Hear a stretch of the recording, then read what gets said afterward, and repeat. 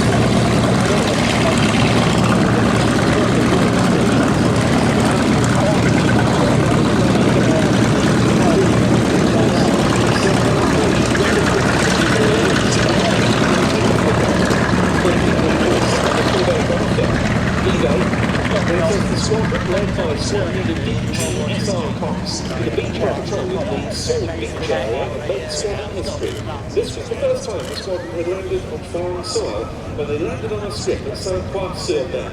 The pilots were on the ground for approximately 2.5 hours and had some very interesting talks to men who had been there since D-Day. A variety of souvenirs were brought home. That gives indication of the fact that it was within just a few days that the Allies were able to establish their first forward airstrips on French soil. And among the first aircraft to fly from newly liberated France was one of the T-artillery. T-7 here dates from 1950. Allies really have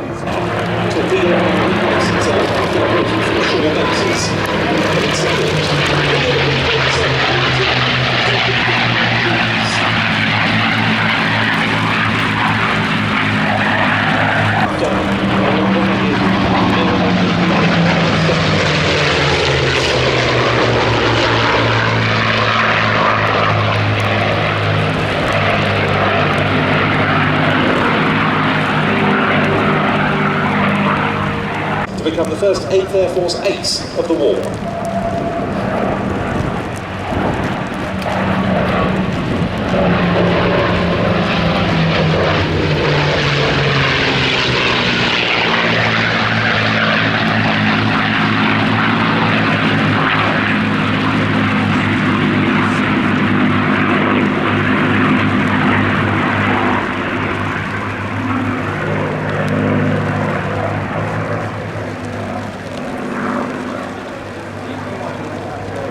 It was a 78 fighter group, P-47, that conducted the first shoot-down of one of the Luftwaffe's new Messerschmitt B-262 jet fighters. Here is P-47D, named Nellie B, leads in the two Mustangs and behind them the Wildcat.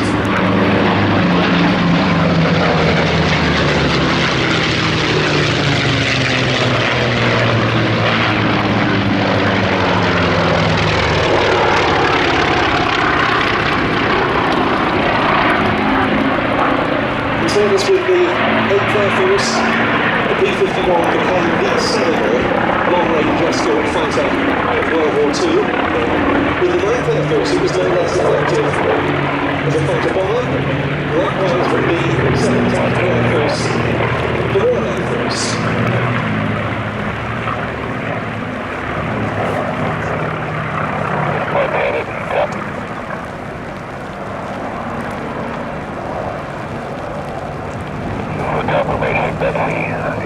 And earlier, Presley was a significant contributor to the success at the start of operations.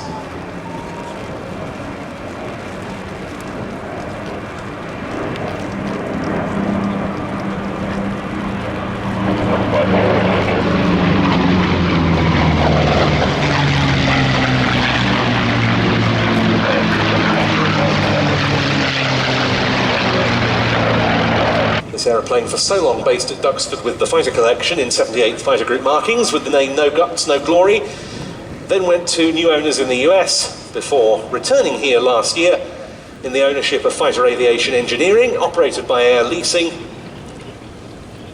one of those types that, along with the Mustang, the Hurricane and the Spitfire, is so indelibly associated with the wartime history of this airfield.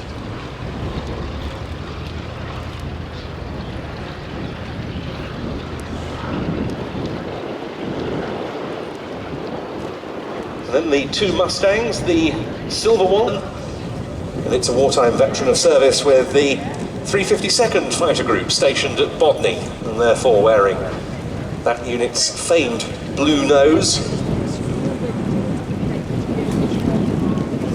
The 352nd notched up nearly 60,000 combat hours in just 19 months. Its scores were impressive: 519 enemy aircraft destroyed in the air, 287 on the ground, and 26 aces on its strength. Then we have the RAF marked Mustang, owned by Sean Patrick, operated by the Norwegian Spitfire Foundation. Markings of a Mustang 4 that was flown on ground attack sorties along the Adriatic coast and over the Balkans around the time of VE Day in May 1945.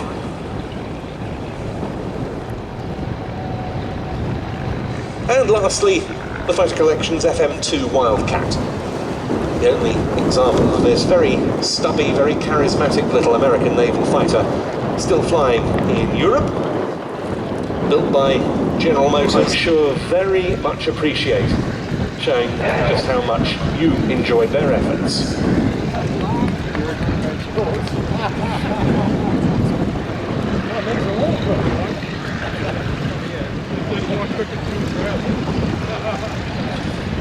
Now, the latest update from the tower is that we're going to get 3, possibly 4 of the C-47s airborne, but unfortunately the wind strength remains out of limits for a parachute drop, to say nothing of the rain that's in the area, and it's bringing with it some quite unpleasant gusts as well. So no parachute jump, but we are going to see some more Dakota flying before the day is out.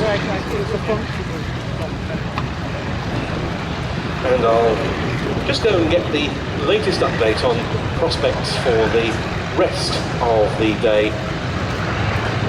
Of the 4 fighters taxi in, thank you very much indeed, chaps, for a beautiful show under these very leaden skies.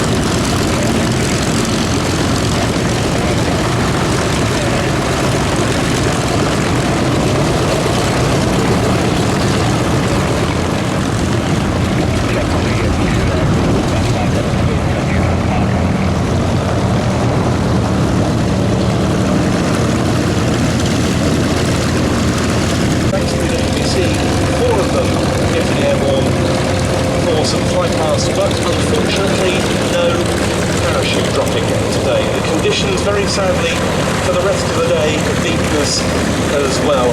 No one's more sorry than we are, or indeed the parachute jumpers who were going to lead forth from the C-47s, but unfortunately the conditions simply out of it. The wind is still exceeding the limitation of 10 knots, and that, combined with all the other elements that this 4th of June is throwing at us,